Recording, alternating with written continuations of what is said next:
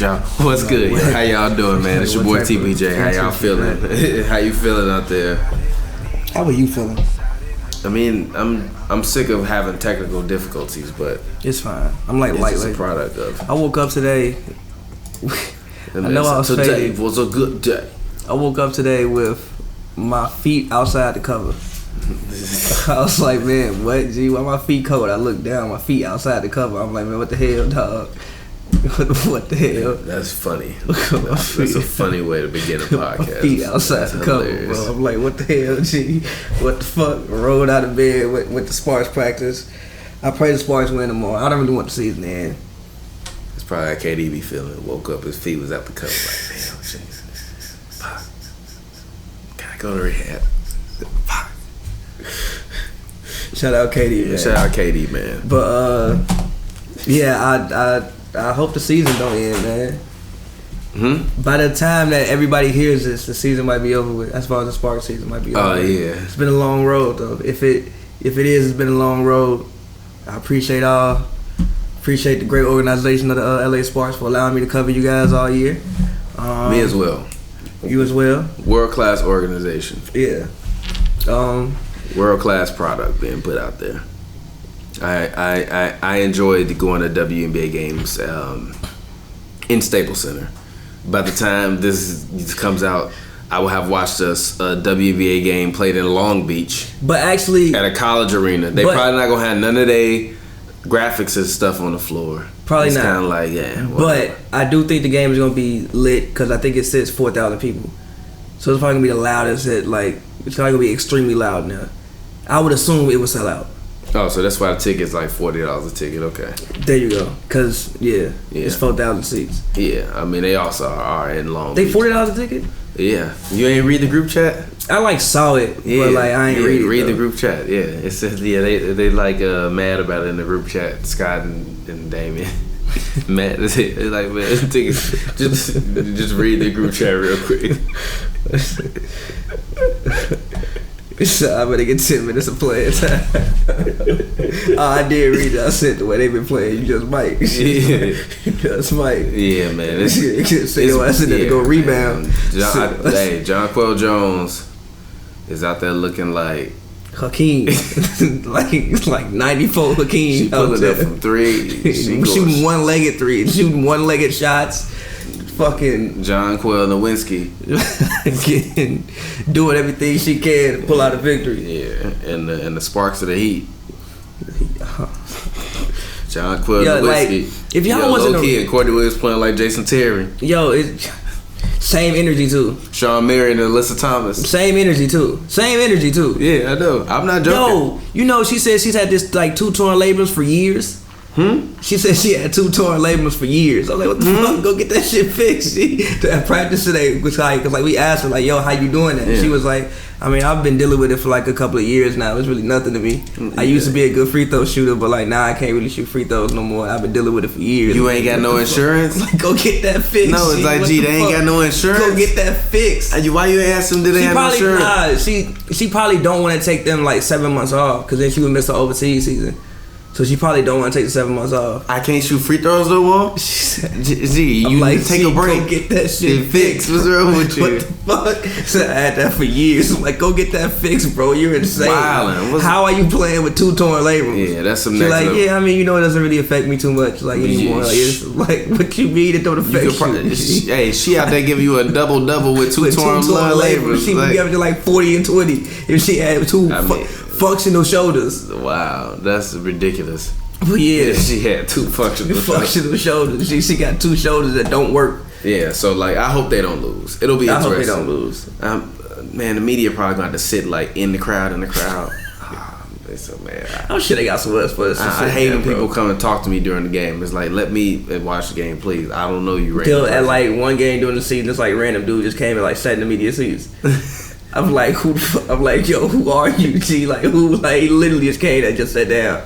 Like, can I sit right here? I'm like, I don't think so, but like, I don't care. I don't know. Then he like started putting up his Facebook page. Like, I'm not Tekashi. I don't care. Then like he started putting up his like Facebook page, like showing me his Facebook page. Like, yeah, bro, I do this. I'm like, alright. Mid game, kind of like watch a tweet mid game. He start talking to me. I'm like, hey, he might have had a pass. Don't be hating on that man. He did not have a pass. Security definitely came and swiftly removed that man.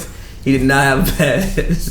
Security came, tapped that man in the shoulder. Sir, if you're on a member of the media, you can't sit right here. Like, oh shit, damn, my bad. Went back to his regular seat. I'm like, gee, what? Nah, actually no. He sat there because he had to charge his phone. You know, he got charged it, so he sat right there and started charging his phone. Like, bro, what? I'm like, gee, what? He sat there and charged his phone. Came out the crowd and charges twice at that. The first time didn't get stopped. The second time they was like, all right, bro, come on. Oh my god. All right, so oh man, welcome to Hoops and Brews, man. Where we drink beer, we talk basketball. Today we're not drinking beer, we're drinking vodka. Shout out to bro. Shout out Tito's, and shout out to the homie, I'm Velvet Jones on Twitter, man. We appreciate the bro. No more. Oh yeah, he got suspended. Yeah, man. Twitter. It used to be the Wild Wild West. It used to be the Wild Wild West. Yo, if y'all wasn't around in 2011 when cause I know some of y'all are like mad, I was probably like 18, like not 8. I was probably like 12 then, probably weren't on Twitter. If you weren't around when the Heat lost. Oh my God. It's like no, like the 3-1 slander was not like the Heat slander. There's been no slander ever. Yeah. That was like the Heat slander. That lasted for 2 weeks. And it was like peak slander. For a month. No, but it lasted for a month. It did, but the peak slander was 2 weeks long. Peak slander lasted 2 weeks. And then when Deshaun Stevenson hopped off with that shirt. Bruh. Could you imagine? See, this man, Mark Cuban, was in the urinal with the damn trophy. Mark Cuban. Dirk was at Live with the big bottle. See, Dirk eyes at Live was hilarious. She was straight red. It was like, that was like the best championship celebration probably ever. I mean, yeah, because then nobody picked them to win. Gee, they had the trophy in the urinal, bro. Oh, that's not me. That's you. Okay. Yeah, exactly. Yeah, but go ahead. Well, yeah, they had the trophy in the urinal, bro. Yeah. Well, not in the urinal, but took it to the bathroom with them. On top of the urinal with the trophy. I mean, I feel them. Live your life. Do your thing. So, yeah, if y'all wasn't around for that, I don't even know what to tell you. Me either. But today, as always, your boy TPJ. Find me on Twitter, Instagram at RealTPJ. That's ReelTPJ. We did try to stream this one, but it's just like too much stuff taxing my internet right now where I can't stream. So we couldn't stream. So if you're watching this, you were watching this for the first time. You're watching for the first time live. You get to see it live, and it'll premiere on the channel. So we're live right now. Donate some money. But as always, on HoopsNBrews, we drink beer, we talk basketball. This show co-stars rap extraordinaire Pavy. Go ahead, get your plug in, talk to the people. As always, man, follow me on Twitter at PavyWorld, Pavy Word, all one word. Make sure y'all go stream Pavverse Volume 2 and Pavverse Volume 1. It's out right now. Check out Pavverse Explain. Girls Love Pavverse shirts are actually still out.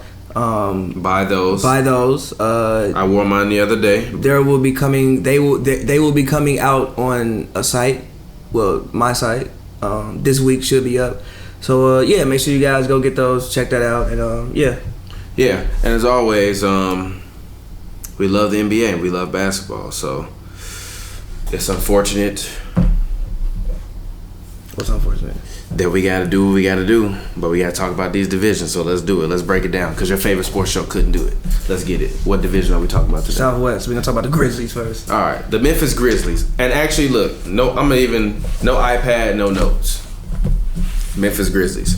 First off, I'm definitely about to have an iPad. I don't need an iPad and notes for the Grizzlies. Number one, you got to retain Jonas Valanciunas. I feel like he's a perfect replacement for Marc Gasol. I think that regardless of whether you want to keep him on the bench or you want to start him, well, I think it depends. I think it depends on Jaren Jackson and where he becomes more comfortable at. I think Valanciunas off the bench is a crazy 6-man option coming in because you're coming in with force and you're coming in with size. And if Jaren decided that he liked playing the center position a little bit more because it gave him a little bit more space to operate and play within both of them, kind of like KG was a little bit more of a hybrid of that.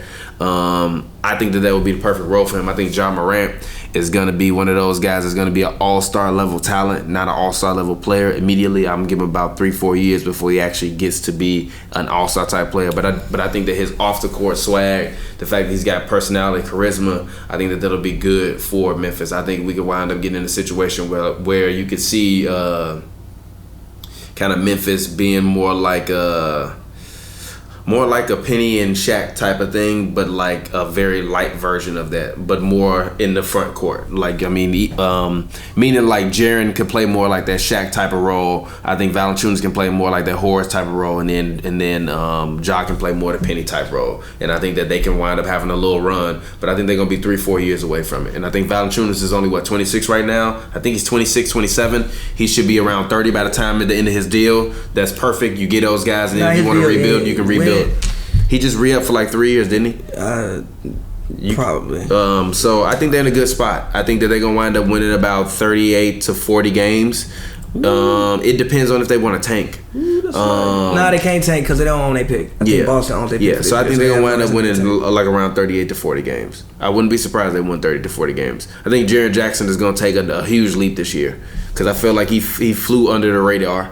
But I think that he's primed to come out and really surprise people because in the West, you got a bunch of guys that are in that forward spot. But he's one of those guys that's got enough potential. If he can put it all together, could be a 20, 10, 5, 2 block and 1 steal a game type of guy.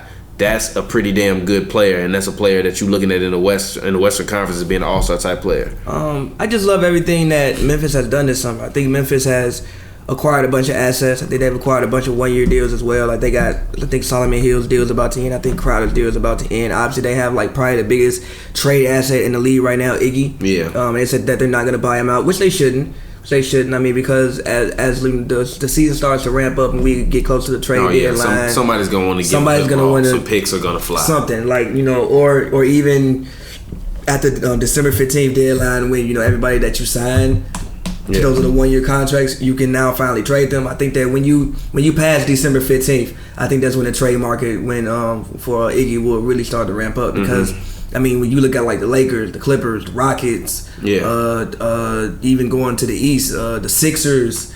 You look at even a team like the Bucks. You look at teams like that. Like anybody. Even if a team just wants to trade for him as a salary dump and cut him, I wouldn't be surprised if he wound up back in Golden State. I don't think he can. If he gets traded and then cut, he can go back. Fair. I believe he can. Fair. But I think if you're the Warriors, you kind of like moving on from that. It's like time for a new era. I'm fine with that. We got a new center. I'm fine with that.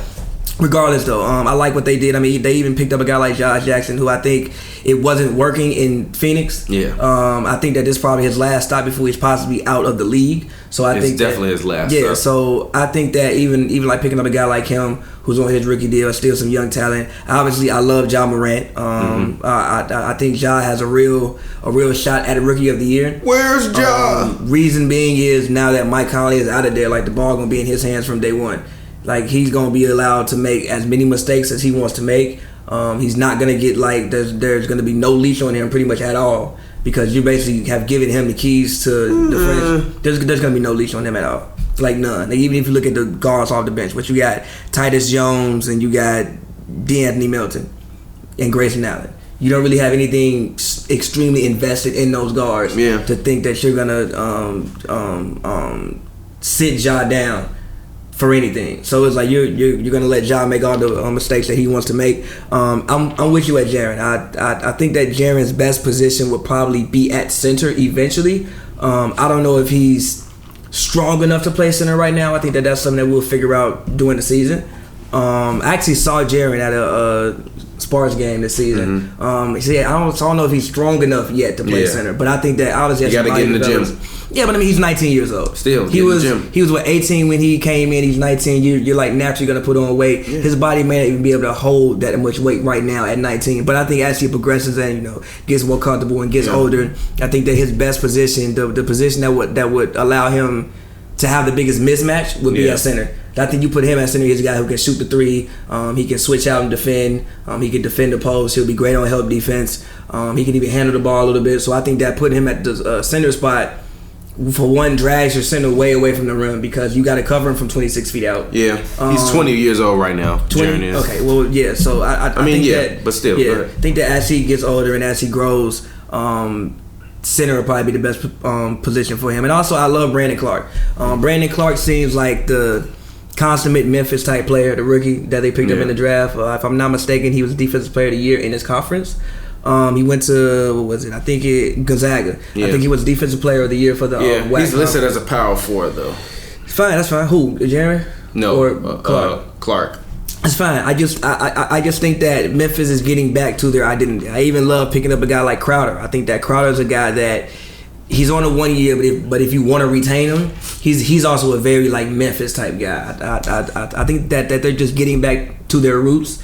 From the Grind City, not Grind City, but was it Grind City? Yeah, from their Grind City roots. And again, like you're not gonna tank because you don't own your pick. Yeah, so you're not gonna. This team is a team that can make the playoffs. I mean, looking at their depth chart, I don't know about playoffs. Yes, I don't know about playoffs, but yes, playoffs. Like even looking at their 8-man rotation, it could be Ja Morant, Dylan Brooks, Kyle Anderson, Jaren Jackson Jr., Jonas Valanciunas, Tyus Jones, Iggy, Jay Crowder. That's a decent 8-man rotation.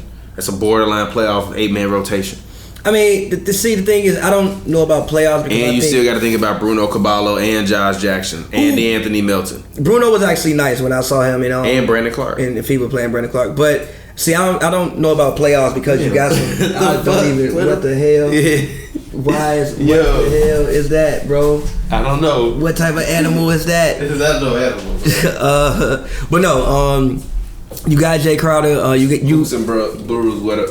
Bugs go to die. Oh shit! That motherfucker splattered, bro. Where the bugs go to die. HoopsNBrews. Where the bugs go to die. I'm sorry, bro. I didn't know that man was gonna go like that. But no, like I'm saying, they have some assets that like a Crowder. I think that if you're you're a borderline playoff, not a borderline playoff team, but if you're a playoff team, Crowder I think is on a 1 year deal. If I'm not mistaken, he's a guy that you may want to pick up. So yeah, I don't know about playoffs. I think the West is too good for them to make the playoffs. I think if they win the East, maybe. But I think the West is probably too good for them to be a playoff team. But I do think that when you walk into Memphis, you're gonna know that you'll have to play basketball to come out of there with the victory. Yeah, they're not gonna be like some pushover team. I think they could really win like 35 games. I said 38-40. But that's not getting you in the playoffs in the West. No. But it depends on how well their team comes together and what they decide to do with their team. Because if I'm them, what if we play well and we can make the playoffs? I'm keeping Iggy. I'm not going to just trade him away. Why would I trade him away? We need playoff revenue. We do. Memphis needs playoff revenue. Yeah, Memphis is one of the last teams in attendance. Playoff revenue would be very nice for them. Mm-hmm. So if we got a playoff push, I'm not just going to give up Iggy if we could potentially make the playoffs. For what? You're not just going to give up Iggy regardless because he's too big of an asset. Like I want something back for Iggy. But he's also got experience. That's something you can't replace championship experience being around those young guys. Yeah, fair. He's gonna come in and show the Ja Morants, the Brandon Clarks, the Dylan Brooks how to come in and have that work ethic and how to win. Yeah. Even if he's only there for like 2 months, just like the experience of being with Iggy every day, exactly, playing with somebody who's went 5 straight finals, just like the experience that they'll get. I mean, like again, we've all been around locker room settings. Flying on the plane with the man, coming to practice every day with the man. More so seeing how Iggy prepares for games, especially being a veteran. And I think that's the one thing that all rookies in any sport go through. They don't realize what it means to prepare like a professional. And I think that Iggy will just all of them, even a guy like Josh Jackson. When you were in Phoenix, really was no veterans around, really was no structure. Like, what were you doing? Nothing. So, maybe you came into the league, got off on the wrong foot.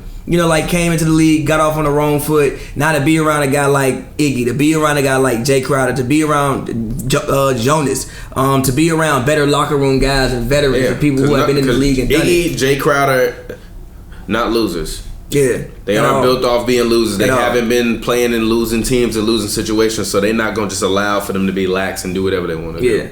Yeah. So I think that that'll be great, and I'm just excited about the direction that Memphis is heading in, and I think that they've reset their franchise greatly. I mean, even when I look at their books, the only person making money is really Iggy and Jonas. I mean, Miles has $12 million, but I'm sure that's probably a 1 year. Solomon has $13 million, but I'm sure his deal ends after this year. So there's really nobody on the team making money. Their books are clean. You know, you never know. Maybe you can. And next year's free agent market, it's not this year, but you have a lot of guys who I think are glue guys who could possibly come out, and like you got a lot of 84s on 2K. So like a guy that for real. So like a guy that, you know, if you got $60 million, you could throw him $60 million and it could really come in and really help your franchise, and maybe that's that one piece you need to get back into the playoffs. So I think that they're setting themselves up to have a nice summer, and you know, I like the direction that Memphis is heading in. Okay, all right, cool. Who do you want to go with next? The Mavericks, the Rockets, the Grizzlies, Spurs. The Pelicans, or the Spurs? The Spurs. Well, starting this show off pretty boring today. The Spurs. The San Antonio Spurs. What can I say about the sweet, sweet old San Antonio Spurs that hasn't been said about them for the past 5 years? They're going to win 42 to 55 games. They're going to make the playoffs, even if they're the 8th seed. If they miss the playoffs, it's going to be catastrophic.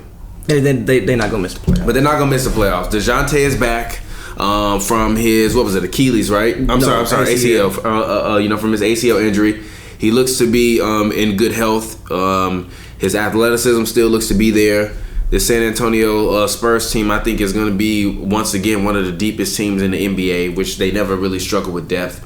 They also, again, drafted another white guy from some random place in the world. Who I'm sure is going to be good. He's going to be a hooper. I'm sure he's going to be a hooper. I'm sure he's going to be a hooper. He's going to be a hooper. He's going to be a hooper. I trust the Spurs with white people I don't know. If they draft a white person I don't know, I assume they're good. I had never heard of that man. If they not from America, white, and I don't know them, and they get drafted by the Spurs, they can hoop. I think his name is Luka Samanic. He's 19 years old, 6'11", 227 pounds. With Spurs, I think that's who they picked. Yeah, it is. It's gonna be crazy. I don't even know who the man is, but he's 19 right now, and they got. Also, I think I gotta watch out for Keldon Johnson too. I don't know. Keldon Johnson, he's another defensive guy. Okay. Pop picked up. I actually really like the young core that this Spurs team has. I think that honestly, man, I think the Spurs can win 50 games. I do. I think the Spurs have a realistic shot to win 50 games. I think that they'll be one of a top, I want to say 8 defensive team. I think that DeJounte, Derrick White, DeMar DeRozan starting at small forward this year. LaMarcus and Jakob Poeltl at center. Yeah, that's what the depth chart lists. Even we talking about Iggy. I even think they're a team that may want to go pick up Iggy. They got some young assets. They probably have some picks. What can he do for them? He can't shoot.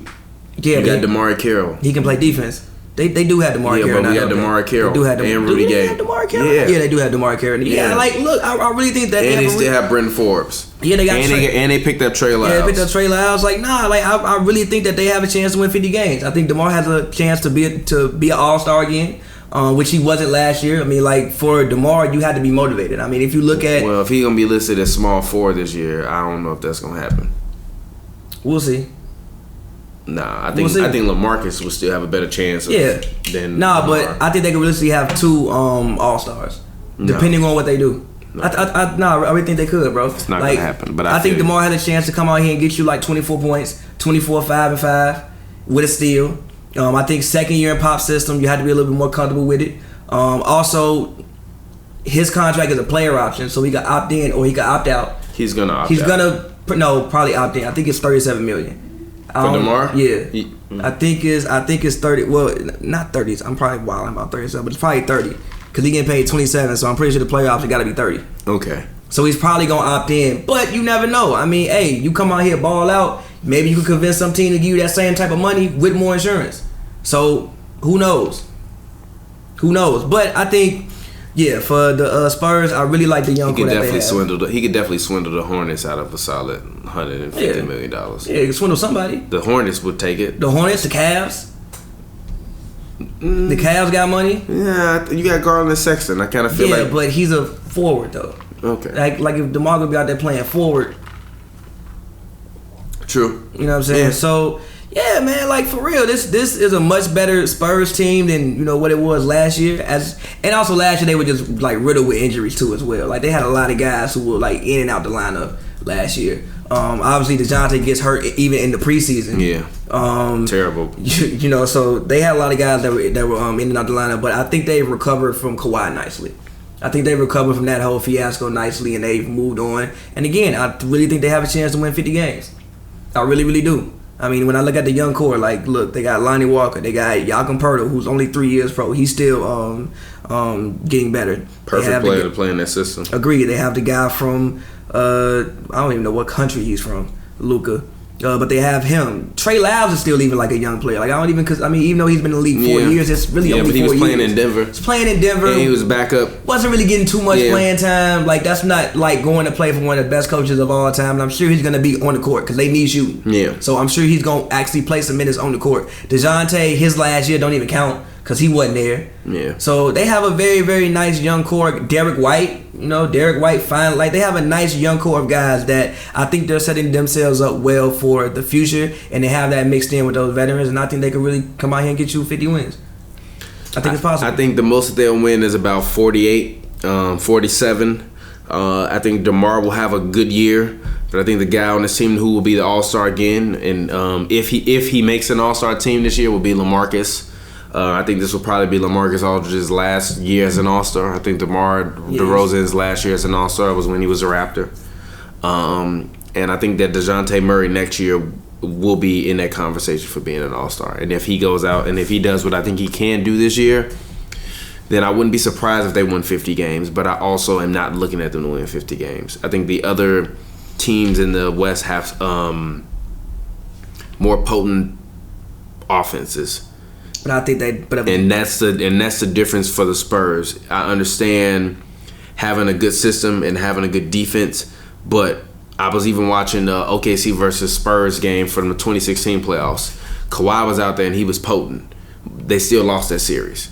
This team doesn't have a guy that's anywhere near as potent as Kawhi was. So that's where the issue comes, and then you got to worry about if they can replicate what they did in 2014. That 2014 team still had Tony Parker, Manu Ginobili, and Tim Duncan on it, and Kawhi Leonard. It's not the same. I'm sorry, but that's just my opinion.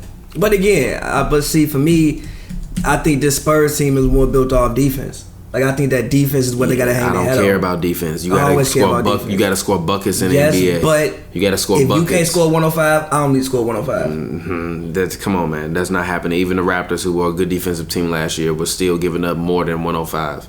Even to the Warriors, more than 105. The Raptors were averaging 113, but the Warriors was scoring like 108, more than 105. The Spurs, I don't know if they average 108. Like who you giving the ball to at the end of the game and saying, "Go give me a bucket"? DeMar or LaMarcus. I'm sorry. You'll be okay. It's the same issue you had last year. Literally, you just happen to have DeJounte, who's a little bit more dynamic, but he's coming off of ACL and he's young, and so he already didn't have the muscle. So now he's got to come back off an ACL, regain muscle, build up his ACL, and learn how to play basketball in the NBA at a high level. It's I think maybe 2-3 years, but not now. I think they, like I said, they're gonna do what the Spurs always do: 42 to 55 games, and they're gonna get eliminated in the second round. That's a hell of a wide margin, 42 to 55. But it's a hell of a wide margin. But that's usually what it takes to get in the playoffs. You said 42 to 55. Yes, but that's usually what it takes to get into the playoffs. I'm just saying, like you gotta shorten that margin. No, I don't have to shorten the margin because that's usually what it takes to get into the playoffs. Say like 46 to 50. No, I know what my margin is. I guess a hell of. What do you mean? The Phoenix Suns wish they could win 42 to 55 fucking games. Get your fuck out of here. The Phoenix Suns wish they could say that they can win 42 to 55 games a year. Hell of a wild Stop it. One hell of a wild The Phoenix Suns wish you could say that they won 42 to 55 games a year. Stop it. Stop it. Love to get out of here. It's not that wide of a margin. That's a 13 game difference, bro. Okay, so what? That's like it's in the NBA. It's not the WNBA. That's a hell of a. It's not the WNBA. 13 games is a hell of a difference, bro. This is not the WNBA. No, it's not. What? In the West. Yes. If you from 42 to 55, you usually in the playoffs. You're usually in the playoffs. When is 42 in the race in the West? What do you mean? 42 wins? No, they didn't make the playoffs for 20 damn years straight. Not with 42 wins. It don't matter. Usually in the Western Conference, you got to have more than 42 wins to even be in the hunt. So why you say 42 then? Because they gonna win between 42 to 55 games. You need like 45. Whatever. I would say 45. Whatever. 50. You heard what I said. I ain't taking back what I said. But 42. I'm saying they win 55. I'm stamping it right now. I'm saying they win 50 games, and I think they're gonna come out here and shock some teams in the regular season. Now, when you talk about the playoffs, you talk about you need more shot creators, things like that. I don't know. I think they can maybe beat a team like the Nuggets. No, they can't. They can maybe beat. They couldn't beat them. No, come on. No. They could beat the Nuggets. If you couldn't beat them last year, you're not gonna beat them when the Nuggets are better and they got more defenders and Nikola Jokic is gonna be a year older. But I think the Spurs are better. Not better than the Nuggets. They could maybe beat the Jazz or something like that, but yeah, they can definitely beat the Jazz. Maybe beat the you really do not rock with the Jazz. You do not rock with the Jazz. DeJounte Murray and Derrick White not rock with the get Jazz, to guard bro. Mike Conley and Donovan Mitchell. It's a good matchup. Food. It's a good. Come on, food. G. Come on, G. Food. You really do not like the Jazz. Defensive. Wait. What did Utah do to you, bro? You really do not like that team. I don't like Utah. You do not like that basketball team. I'm a Bulls fan. They fucking won no series. It don't matter. It's war. It's war. It's war to the day it ends. I will never like the Utah. They won both of those series. I will never like the Utah Jazz. Blame Karl Malone. Blame John Stockton. Blame Byron Russell. Blame Greg Ostertag. They won those series. It don't matter. They won both. Blame Greg Ostertag. What did he do to you? He played on the opposition. He was a op. Blame Howard Eyes. Yes, blame all of them. Blame Deron Williams, even though he went to Illinois. Blame all of them. Blame Jerry Sloan too. He played with the Bulls. It don't matter. He traded. He was on the opposite side. I wanted to see him lose. Shout out to Jerry Sloan. His jersey hanging up in the UC, bro. Low-key though, prayers Jerry Sloan. Please, because he's suffering from dementia, I believe it is. Prayers for him. That's also part of the reason why he retired, as well as he just got sick of dealing with these damn players. Fucking Deron drove that man crazy. That's why he retired. Deron Williams drove that man. You ever read that story? No. That story that Raja Bell told? Nah. Like you got to read it because I'm gonna paraphrase it. But basically, they got into like an argument. Like a huge argument after the game. I think at halftime of the game. Came out, lost the game. Next day, Jerry Sloan was like, I quit. I mean, so what? You got Deron did that to that man. Deron Williams did that to that man. He wasn't built for it tough. Deron did that to that man. He wasn't built for it tough. But moving on, next team, Dallas Mavericks. I'm gonna let you go. Talk about your son. Shout out to my guy Luka Doncic. My son. Your sleeper for MVP. You out of your damn mind. My sleeper for MVP. Out of your damn mind. I think along with Derrick Rose. Come on, G. Along with Derrick Rose. You really said this shit. Oh, yeah, we talked about this before. Stop, G. Stop. No. I want you to give out your full-fledged reason as to why DRose win MVP. Can I talk about the Mavericks first? No. Fuck that. We can get back to the Mavericks. Talk about, give me your full-fledged reasoning. Including the fact that if the Pistons that good, that means Blake done some incredible shit. So Blake gonna get more votes and some votes. Why? Why do you think DRose will be MVP? Because Derrick Rose. MVP though, not All-Star. All-Star, okay, cool. MVP. If Derrick Rose can go out and play 72 games this year, he gonna win MVP. He gonna take Reggie Jackson starting. Look, I told y'all that Daniel. What he gonna average? No, wait a minute. I told y'all that Daniel Jones was gonna be starting for the New York Giants by week 2. Ooh, great prediction. It's happening. I think everyone knew that. It's happening. The man was in the game the first. Nah, not everybody. Who the fuck thought Eli was gonna make it through this whole season? They at least thought he was gonna make it 4 games. No, you did it. Yes, you did. Eli literally ain't even trying to throw the ball because he don't want to get hit no more. Come on. Literally, he ducking. He ain't followed through on the throw. It don't matter. I was right. All season. The point is, come on, it don't matter. I'm not even. It don't matter. I was right. No, it don't matter. Some great prophecy. It was a great prophecy. It was a great prophecy. It was a great prophecy. It was a great prophecy. He was gonna make it through the whole season. It was a great prophecy. So what I'm saying is, with my man's D-Rose. You lost your damn mind. What I'm saying, with my man's D-Rose is, it's possible. No, it's not. You wanna know why it's possible? No, it's why. You wanna know why it's possible? Why? Because he's healthy. So what are you gonna average? So here's the story, right?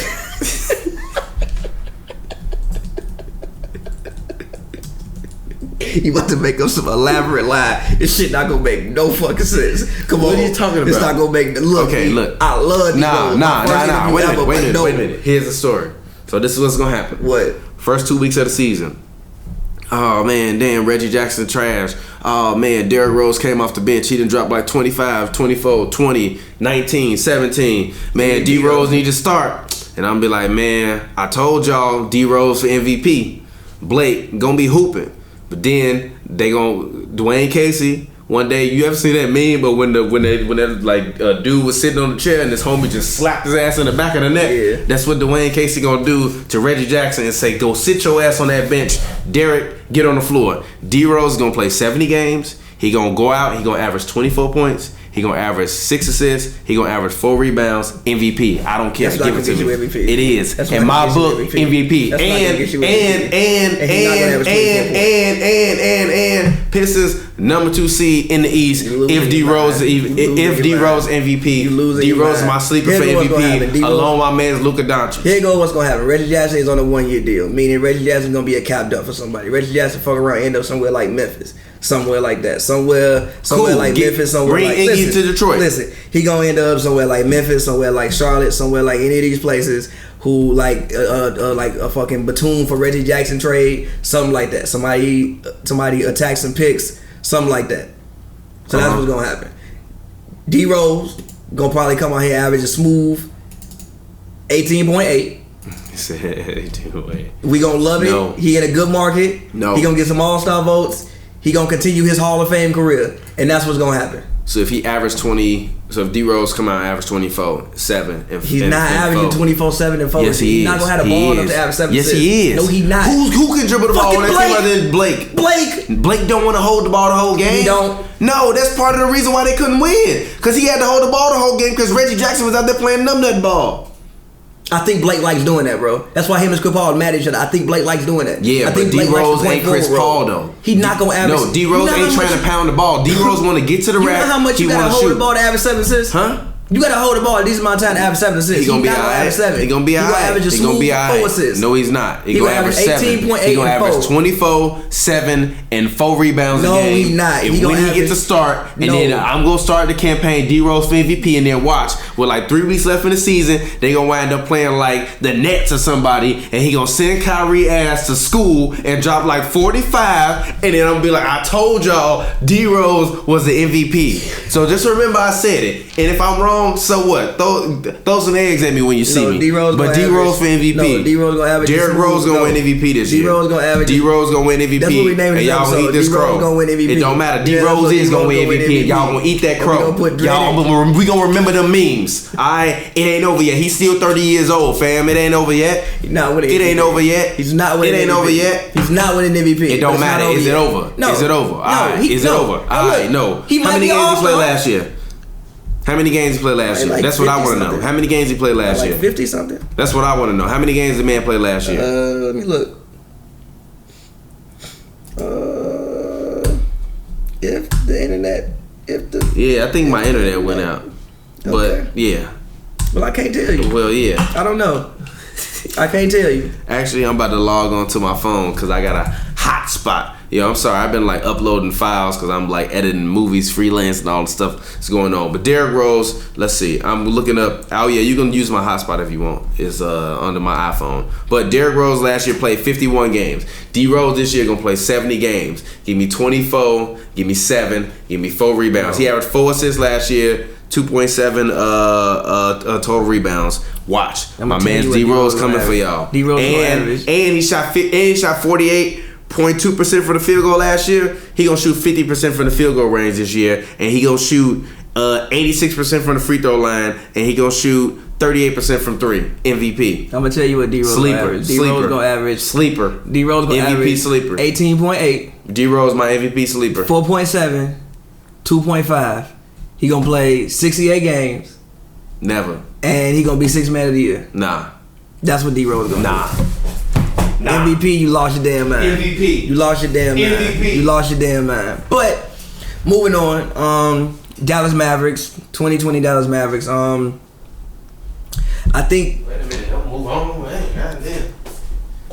I had to reset the internet. We gotta look up these statistics and look up the rosters. You know what I'm saying? I think. Okay, now we can move on. Okay, 2020 Mavericks. I think they're going to be one of the worst defensive teams in the league. They are going to be god-awful defensively. But they are going to be a very fun team to watch. I think they're going to put up a lot of points. I don't know about playoffs this year, but I think they will be fighting for the 8th seed. No, they won't. 4th seed, Luka Doncic, MVP sleeper. Go ahead. They'll be fighting for the 8th seed. I'm very curious to see how Porzingis looks off of the ACL. He'll probably still be best served at the 4 position instead of the 5. But first year without Dirk, I know Mark talked about Dirk considering making Dirk a part owner. I think that would be Okay. I think that would be a great move. I think Dirk needs to stay around Dallas Mavericks basketball for the rest of Dirk Nowitzki's life, as long as he wants to stay around Dallas Mavericks basketball. If I still get to see Dirk walk pregame through the tunnel with his plate with the tinfoil over it, like because his wife made him the meal, I'm cool with that. Had that Coach Dirk, I'm with it. I think that I love Jalen Brunson. Jalen Brunson, one of my favorite young point guards. Yeah. I think that him and Luka are a great backcourt player. I also think he's the perfect backcourt player to play with Luka. Yeah. Because he doesn't really need the ball, but when he has the ball, he's the consummate point guard. Like he doesn't take bad shots. He makes the right pass. He's just a steady presence to me. Like he's not. I don't know if he's gonna be as good of a Sam Cassell, but he gives me like Sam Cassell type vibes. As far as like Sam Cassell was just a steady point guard. Like Sam Cassell never really made too many mistakes, mentality wise. Like he never really made too many mistakes. He's a coach's son. I think his daddy the coach at Temple or was like his high school coach, something like that. Good, solid, steady point guard. Also, I think for Seth to finally be in a situation where he's actually in a situation. I mean, he was there before. He was in a situation there before. Yes, but he has a 3-year contract or something like that now. I don't think Seth has ever gotten a 3. Like he's never had stability for the most part. And I even think looking at what he did in Portland last year, he was a great shooter. He's really really good defender. I think people don't really realize that, but Seth's a really, really good guard defender. So I'm excited for Seth in the situation he's in. Deleon Wright, I think he's gonna be. I think they have a nice backcourt off the bench. If you can come off the bench with Deleon Wright and Seth Curry. Also, they still have Courtney Lee there, who will probably be trade bait. I think has $12 million on his contract. Like, and they also have money. I think they're one of the only teams that are a plus in cap space. If I'm not mistaken. So maybe you can look it up now. The internet should be working on all devices now. Sorry about that, but yeah. No, I'm pretty sure they are. They're one of the only teams that has a plus in cap space. Okay. I actually know that for a fact because on 2K I traded Batum there for Courtney Lee, and they could just absorb Batum's contract. Really? Yeah. So I think let me actually look for sure. They are.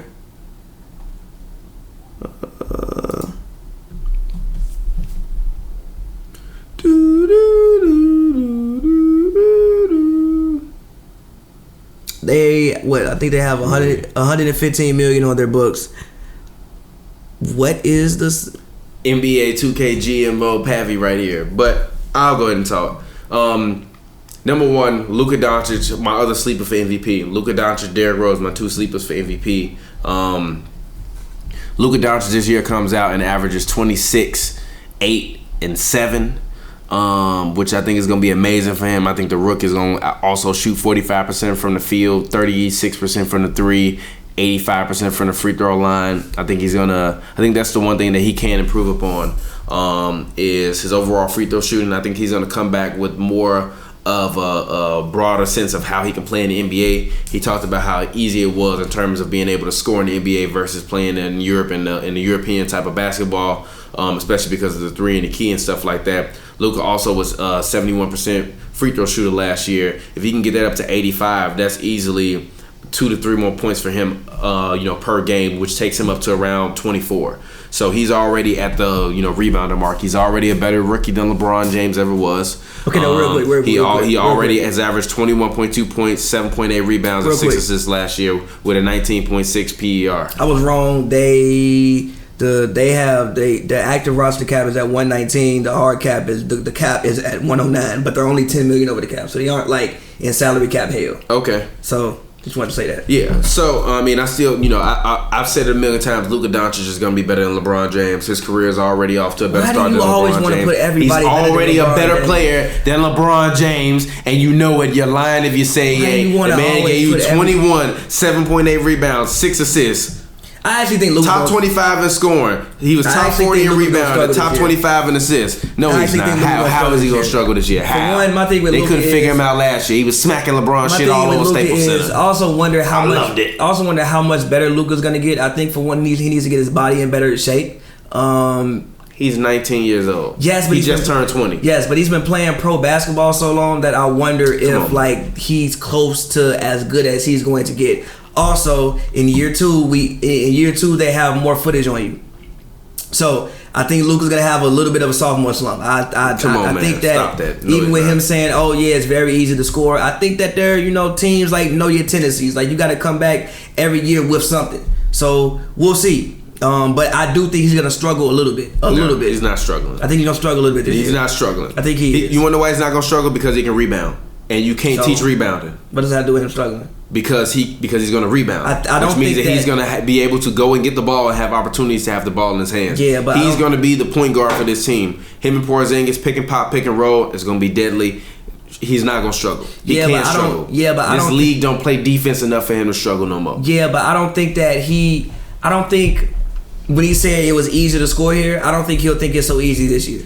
You wow. I think a lot of that 6'7", 220. Who's checking him? I don't think it's so easy this year. 6'7", 220. Who's checking him? Defense is always Who's checking him? Defense is always adjust. So what? He can literally do everything on the floor. LeBron could not do everything on the floor until 2015. And he's also not the quickest. He don't have to be the quickest.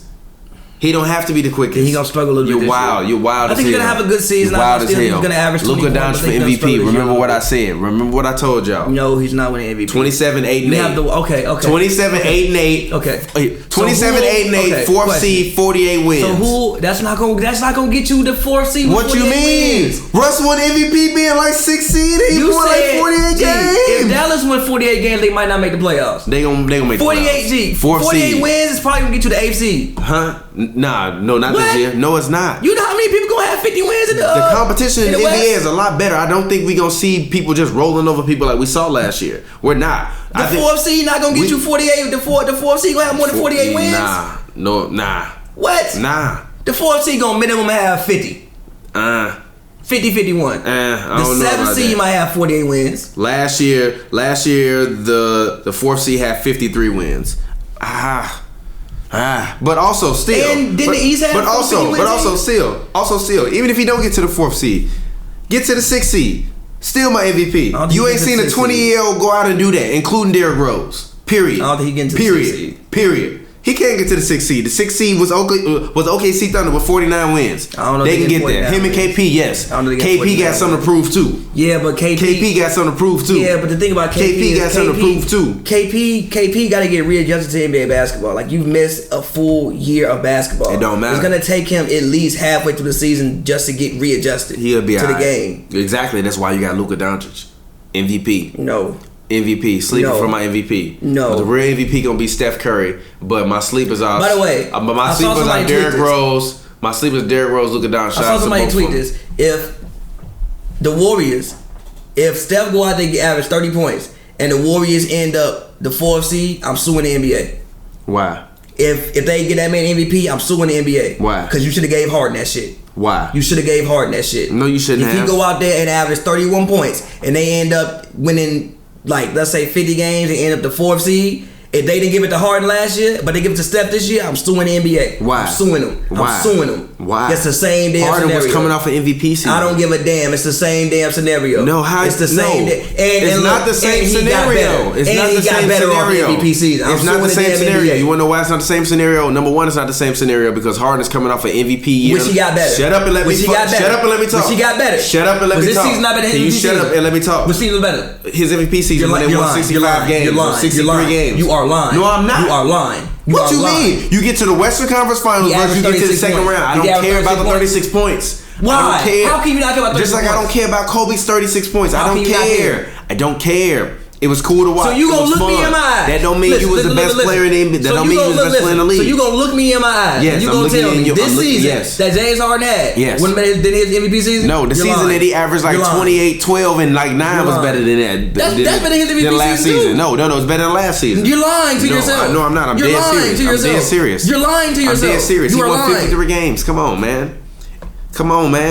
That's a mad fucking game. He won 60 plus the year before. I don't give a damn. The most in franchise history. And he won MVP. 36. No, I don't care.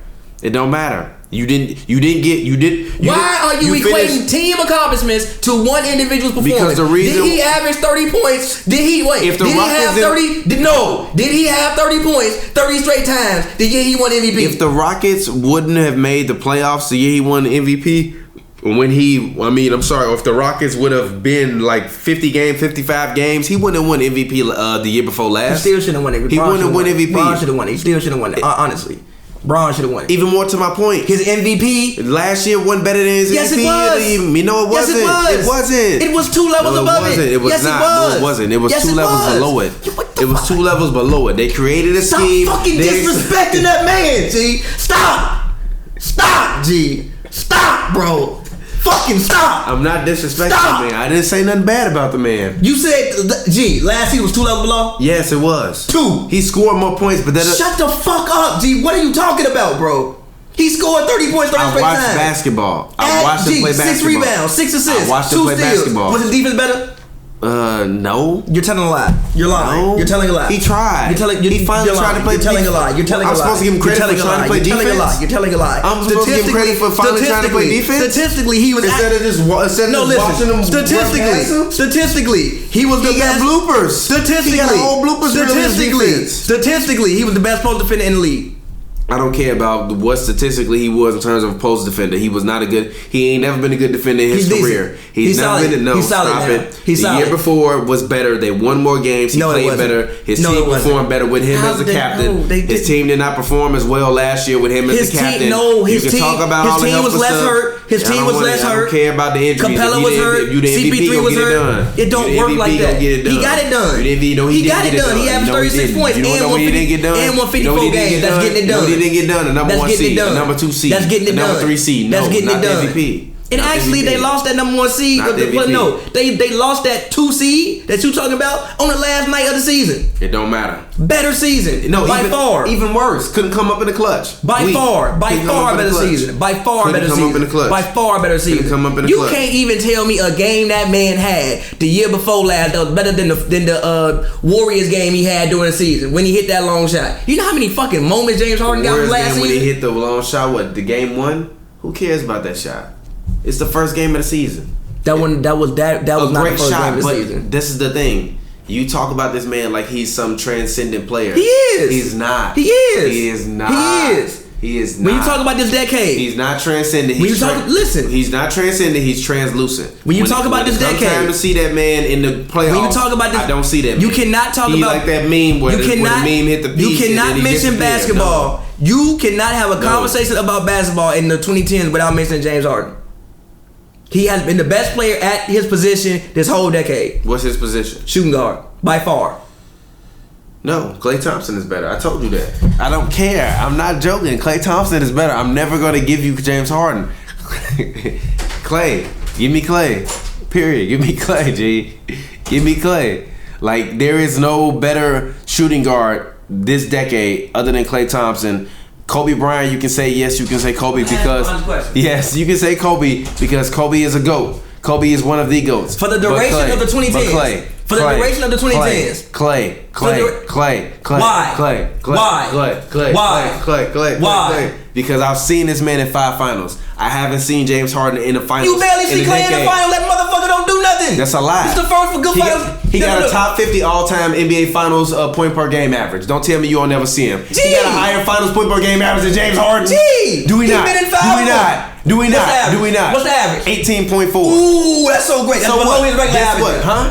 Below his regular average. So what? James Harden shit is at 12. Ooh, he got there once. It don't matter. Wait, Clay's won first, huh? He don't need MVP. We got jewelry. That don't make no sense. I told you. That don't make no sense, bro. We got jewelry. We show up in the playoffs. We take away the jewelry. Let's keep it G. We show up in the playoffs. We show up in the playoffs. He beat your man in the first round. No, look. Let James Harden be who James Harden is, bro. Stop. Let's keep it, bro. Let's keep it all the way, G. Klay Thompson does this thing. Like, look, shout out Klay. He's a baller. He can hoop. But Klay does this thing where he has one great game every playoff, and everybody, oh my God, Klay Thompson. It's not one great game. He had one game. No, he didn't have one game. He had numerous games. No, he has year. not. Yes, he has. No, he doesn't. Yes, he has. No, he doesn't. They don't call him Mr. Game 6 for no reason. That's one game. You gotta play in multiple game sixes. You gotta play in multiple game sixes. Klay Thompson will have one. You gotta play in multiple game sixes. Stop. Listen, Klay Thompson.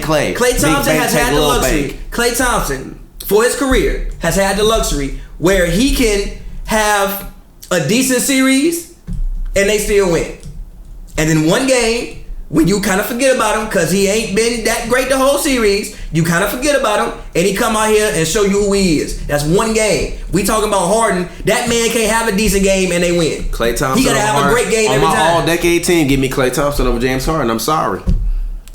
Klay Thompson not over. Give me Klay Thompson over James Harden for the all-decade team for the 2010s. For the Klay Thompson not over D Wade. James Harden ain't. Yes, he is. James Harden ain't. Klay Thompson ain't over D Wade, but guess what? Yes, he is. Klay Thompson over. He ain't over D Wade, but guess what? He over James Harden. No, my all-decade team for the NBA would be Steph Curry, Dwayne Wade, LeBron James. Yes, it would. LeBron James. How can you not include a person who won an MVP in this decade? Because I'm including and been top 5 I'm including the guy that won 2 rings this decade. Listen, and been top 5 in voting however many times in this decade. It don't matter. Look, for your all-decade team as a player. It don't matter. Not teams. It don't as matter. A player. It don't matter. As an individual player. Team. Dwayne Wade. No, he is not. 2 rings. No, he is not. 2 rings. Hall of Famer. He is second 2 rings. team. Hall of Famer. Numerous time All-Star for this decade. And he ain't been better than James Harden. He was an All-Star all 9 years of this decade. He ain't, and so has Harden been. Since Harden probably got more All-Star appearances in this decade than D Wade. Man, show me that. Show me that. I need to see it. Stop it. Harden stuff is overrated. There's nothing wrong with it. It's not overrated. Sometimes what you doing is just a little overrated. It's not overrated. And it's overrated. It's not overrated. It is. It's not overrated. Until he win in the playoffs, I don't care about what that man But he's won in the playoffs. He's like, bro.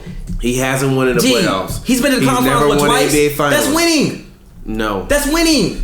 That's winning. It's not. You're literally stopping winning at a ring. No, that's like people argue. That's like me arguing Steve Nash was a winner. He was a winner. He was not a winner. He was not a winner. How many 50-win teams did he lead? How many playoffs was he in? He was a winner. He was not a winner. He was one of the greatest point guards. Why do people stop winning at a ring? Huh? There's more to winning than just winning a ring. One team wins the ring. Get to the finals. On your own. Steve Nash never got to the finals on his own. He won the winner. I'm sorry. Come in second place. More things go into a finals appearance. One team goes into a finals appearance than one player's performance. For instance, when they knocked D-Wade didn't make the All-Star team for 2 years this decade. But he made it for every other year. Harden didn't make it for 1 year this decade. Okay, still. No, 2 years. Exactly, still. First 2 years. Exactly, so they tied. Exactly. They tied and D-Wade got them rings. No. D-Wade got them rings. I guarantee you. D-Wade got them rings. I guarantee you. Harden is not all decade. Yes, he is. He's first team. He's first team. No, he's not. Steph Curry. No, he's not. It's and then Steph second Curry, team. James Harden. And then second team, you got to take 5 people. No, you're gonna take Russell Westbrook. You're gonna take Klay Thompson, and then you're gonna take Kevin Durant. No, you're not. Yes, you are. No, you're not. You're gonna take Anthony Davis. No, you're not. Yes, you are. No, you're not. Yes, you are. No. Yes, you are. No. Yes, you are. Your second team is terrible. Yes, you are. Your second team is terrible. No, Klay can be third team. Klay ain't even third team because Kobe. Nah. Kobe won all decade for the 2010s. Yes, he was. He's 13. No, he wasn't. He's 13. All decade for the 2010s. He's 13. No, he wasn't. He's 13. He's 13. Yeah, he was. He's 13. Yes, but not second team. No, he's not. But he's 13. Give me Klay. Give me Klay. Give me D Wade for second team. Give me Klay. D Wade for second team. Klay not on him. Klay not on mine. Klay not on mine. 5 rings. 5 rings. 5 rings. You're lying about 5 rings. He ain't got 5 rings. I'm sorry. 5 You're lying. to the finals. See, giving that man appearances. Actually, it's gonna happen. We gonna get to 5 rings. What you gonna do when Steph Curry and Klay Thompson end up with 5 rings? They're not getting 5 rings. What you gonna do when they hand? What you gonna do when they complete all the Infinity Gauntlets? What you gonna do? What you gonna do when we get back to the finals this year? They're not getting. What you gonna do when we get back to the finals? They're not getting. What you gonna do with James Harden? What are you gonna do when James Harden loses? They don't get back. They're gonna get back. Yes. What are you gonna do when James Harden never gets there? They're not. What are you gonna do when James Harden never gets there? They don't get there again. What are you doing when James Harden never gets there? The Warriors never get there again. I'll be fine. It's gonna be a rough decade I'll be fine because we have 3 rings. It's gonna be a rough decade for you. Your third is gonna be filled with pain and despair. No, it's not. Basketball wise. No, it's not. Pain and despair. Basketball wise. No. Do you know that? Talk to your man James Harden. Talk to James Harden about the 2020 is gonna be bad for you basketball wise. It's gonna be bad for you basketball wise. For you too. You depend on James Harden and Kyrie and LeBron.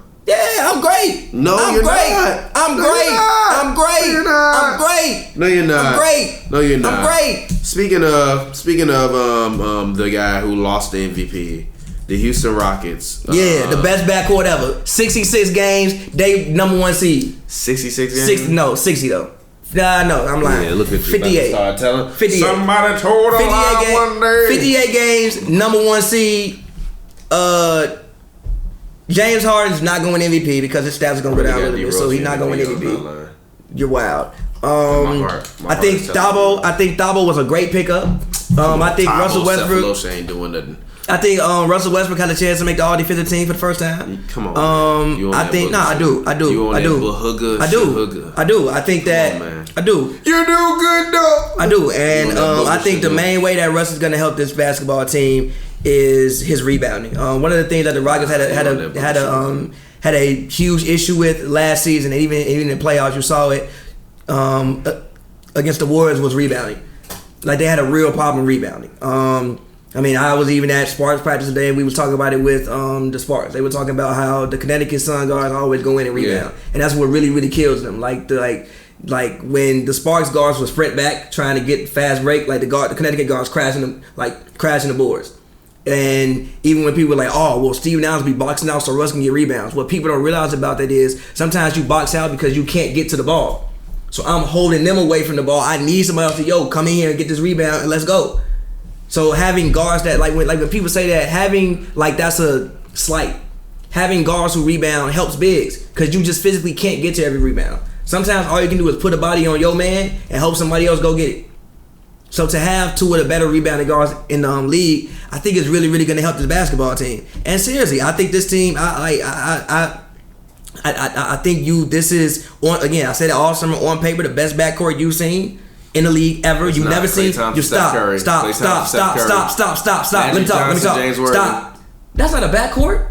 James Harden ain't in the backcourt. My bad. When Magic Johnson played beside another MVP, in the backcourt, you have never seen anybody else. True. You have never seen two MVPs on paper. Now, granted, we got to play the games, but on paper, you have never seen two MVPs. Small forward. You have never seen, and Word ain't win no MVP either. You have never seen two MVPs man. play in the same backcourt ever. Because the MVPs matter, but they matter for them seasons, not for this season. Whatever. You have never seen two MVPs, at least somewhat still in and around their primes, play in the same backcourt ever. I think Capella, again, the thing about Capella is he's still a very young player. Like, he's only 5 years pro, so he still has growth to experience. I think PJ Tucker, he wants a contract. So if you want a contract, come out here and ball. I think for Ben McLemore, ain't getting one, but I think for Ben McLemore, you can kind of resurrect your career. You paying PJ Tucker? Because of his age, no. Hell no. Because of his age, he's 34 years old. No. Ben McLemore, I think he got a chance to come out here and resurrect his career. I think he's on like a training camp deal or something like that. But the thing about D'Antoni is he gives everybody the freedom to shoot the ball. Shoot the ball. It was one thing that Ben McLemore was supposed to be able to do was shoot the ball. Austin Rivers, I think Austin Rivers is still getting better. I think Austin Rivers had the chance to throw his name in 6 Man of the Year contention. He won't win it. I'm sleep. But I think he had a chance to throw his name in contention. And also, I love that Russ and Harden seem to, it's bigger than basketball with those guys. Like, they actually know each other. So which as whereas they hang out, as well as Chris Paul is someone that nobody likes. Nah, but even like that, you gotta look at the age difference. Like, Chris Paul, like 34 years old with a whole family. Harden, from that we know of, does not have a family. And there's also Chris Paul, somebody that's something nobody really likes. Nah, I don't think it's that. There's just like an age difference. And also Chris Paul is coming in that situation, and he's the more accomplished player, at least originally. So he's like, yo, listen to me. No, he's not. You didn't get to a finals. You're not more accomplished than me. Stop. He was not more accomplished than him. Yes, he was. Chris Paul's resume as a basketball player. He was not more accomplished than James Harden. Stop. No, he was Chris Paul's not. resume. Stop it. That's a lie. Chris Paul's resume as a basketball player, as an individual basketball player. I feel you. I'm not telling lies. As an individual basketball player, when they met up and joined forces, Chris Paul had a better resume. Yes, he was not better. We're not going to agree on that. Was not better. He was a 6-time steals champ. I guarantee we had more All-NBAs. I guarantee we had more All-Star appearances. Chris Paul ain't better than Klay Thompson either. No. Stop No. it. Stop No. it. Stop it. No. Stop it. No. Stop it. No. Stop it. No. Stop. No. Stop. No. No. Stop. Let this Clay shit fucking go, bro. No. Stop. No. G. No. Stop. No. But regardless, I think this Rockets team, like I said, they're gonna win the West. They're gonna win 58, 59 games, and they got a great chance to go to the finals as long as they can avoid the Clippers. No. Avoid the Clippers. No. You do not play the Clippers. They're gonna lose to the Jazz in the first round. So now the Jazz gonna be somebody. Yeah, the Rockets. Why? Why? Because you got to depend on small game James. You depend on them last 2 times you played. I got mad respect for James Harden as a human being. You beat him last 2 times. Shout out to James you Harden, a played, philanthropist and fashion icon. But when it comes to you beat him the last 2 times. Shout out to James Harden, a philanthropist and fashion icon. But when it comes to basketball, between the months of April and June, I don't know who that man is. He's still James somebody Harden. else. He's still James Harden. He turns into still small giving you 30 points. He turns into still small giving you 30 points with the same damn percentage. He turns into small game Still James. going to the line. That's what he does. Conference finals. Turning into small Twice. game James. Took the Warriors to 7. They needed a historic bad shooting performance to advance in that series. It don't matter. Moral victories are for minor league coaches. saying. Shout out to one Jay-Z. Shout out. Nah. Yeah. No. Yeah. No. Yeah. So again, exactly. regardless. Get your mans out of here. Can I'll be ready to talk about them whenever you're ready. Talk about them. Well, tell us what they're gonna do. The Rockets are gonna win 53 games this year. I thought you were gonna say 48. I was gonna storm out again. They're gonna win 53 games this year. I wouldn't be surprised they only win 49 games this year. This team is not going to be as good as everybody thinks it is. I think James Harden takes a small step back this year. I think a guy like Russ is going to help to deteriorate his rebounding and assist totals, which will go down. I think Harden will shoot a little bit more inefficiently this year because with Russ out there on the floor, Russ doesn't move around and play, so Harden's going to get the opportunity to get doubled a lot more. Who moves around on the Rockets? Huh? Who moves around on the Rockets? Harden, but Russ can't shoot. So Chris Paul couldn't really shoot. Yes, he could. Stop. No, he couldn't. Stop it. No, he couldn't. Stop. He can shoot better than Russ. Same time. He can shoot better than Russ. And Can Russ he shoot better than Russ? better. No, come on, man. Russ can get you better than Russ Chris can't Paul? shoot free throws. Again, he had a hand issue. No. I assume his free throw shooting would get better after hand surgery. If he was really playing with some type of hand issue. And I assumed I was going to be 7 feet tall when I was 12. No, but you didn't. It didn't work out. No, you did not assume that. Whatever. You didn't assume that. You're lying to people. Chris Paul last year from the field shot 35% from the 3 and 41% from the field goal range. That's not good. Russ shot 27. And what from the field from field goal range? Russ last year from the field goal range 42%, 29% from 3, and he shot 65% from the free throw line. Okay. I'm not worried about Russ. Again, I think Russ is declining, not going up. He's declining. I think Russ will probably be an all-star for another 3 years, and then that'll be it. That's mad time. It's not mad time. He'll be 33 then. That's about but a lot of it's off his name. Okay. He's one of the biggest superstars in NBA history. He is. History. Okay. Yes, he is. Come on. You remember Russ and KD? The man dancing. The man got commercials. The man got his own shoes. History though. Yes. History. Yes. History. Russ is one of the most dynamic personalities in the league. Okay. He got hella gifs. NBA history. Yes. Okay. It's a lot of guys you Google from NBA. You search their name on Jiffy. NBA history though. Yes. What are you talking about? History. Yes. Yes, Tim Duncan was no personality. He one of the greatest players in the NBA history. At what point in history does history stop? You say biggest superstars in history, at what, top 20 superstars, top 25? So fucking annoying. G. At what point? What the fuck I'm saying? No, I really don't. Oh my god, bro. Russ is one of the biggest superstars in NBA history. I don't give a fuck what you say. You can spin it, turn it, twist it however you want it to be. He's one of the biggest superstars in NBA history. He is. Period. Okay. He's one of the most notable faces in league history. One of the biggest superstars in NBA history. Oh, okay. He is. Oh, okay. You're wild as hell. The man's got hella commercials and shoes. Okay. For a while. Okay. For a while. I don't You're wild as hell. Stop it. Stop it. Stop it. Russ is bigger than Penny was. Yes, Russ is bigger than Penny was. And Penny was one of the biggest superstars in NBA history. And Penny was one of the biggest superstars in NBA history. I don't know if I can Russ agree is with bigger that. than Penny. You wild as hell. I don't know about that. I don't know. You wild as hell. I don't know about You that. wild as hell. I don't know about You that wild one. as hell. I don't know about You that wild one, as hell. dog. I don't know about that one, dog. I don't know about that one, dog. Alright. Them little penny commercials, iconic. Alright, The little bro. penny commercials, the phone pauses that still come out to this day. Alright, bro. I don't know about that one. Alright, bro. I don't know about that one, bro. Okay. I don't know if I go there with you, bro. All right. You. I don't know about that one. Nah, bro. what Russ is on his? How many? I mean, what shoe is he on right now? Have you ever seen anybody wearing them? Huh? Have you ever seen anybody he wearing still got a shoe. I'm sure he does. He still got a shoe. I still see commercials. I still see commercials. The for phone him. positives are a fashion statement, bro. Yeah, but that Those ain't the penny just- shoes. Yes, they were. The penny shoes. I own the pair of the hybrids with the foam posits and the pennies. It's not like straight pennies. Like they blended them together to like. I'm just saying, but still. But they synonymous with Penny Hardaway. With the little penny commercial. Are they? I phone posits more synonymous with Wale to me than Penny Hardaway. Black phone posits. I'm dead ass. I'm not joking either. Phone posits are more synonymous with Wale than they are with Penny. I don't know to me. about that. Russ to me is one of the biggest superstars in NBA history. Whatever. Okay. You can go argue with somebody else about it. Ask them about it. They might care. But I think they're going to be all right. I think they'll be a decent team. I think Harden starts to take a little bit of a step back because he has trying to figure it out. I think Russ comes out and plays better overall.